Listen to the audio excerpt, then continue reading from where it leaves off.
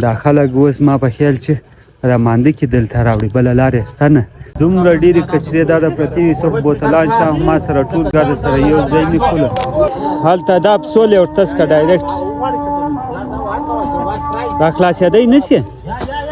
او ویه تیلین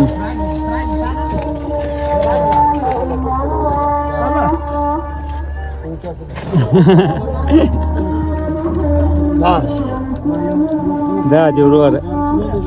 څه نن دی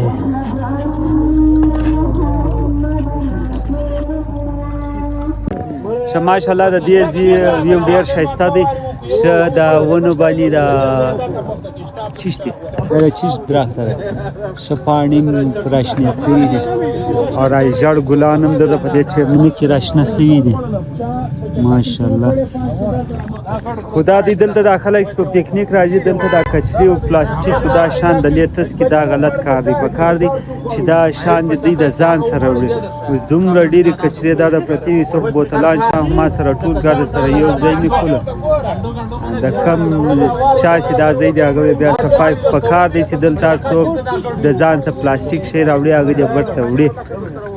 ولې چې دا زرغون ځای دی دا پلاستیک چې د دې مځکې لاندې چې بیا یو شی راشین کېږي هم نه دلی موږ د هغې مازدیګر زه راورسېد توره ده دا ماشاءالله ډېره ښه لاره ده هلته په مابینځ د مانده په مابینځ کې پخوانی پل جوړ شوی د انګریز دور ته د اوسپنې زما په خیال جوړ شوی نو اوبه هغه د پل نیمه حصه وړې وه هغه هلته په لارې کې پرته وله نو دا خلک اوس ما په خیال چې رامانده کې دلته راوړي بله لارې شته نه او ډېر ښایسته د لارې ویوی دی بیه نشته دلته د خلکو څه دا ده هر قسم تارونه او خپل دروازې او شانې د خپل باغ ته په دې جوړې کړي دي چې دلته د خلک په پکنیک سي راسي نو د دوی دا دلته چې دا د سیبونه دي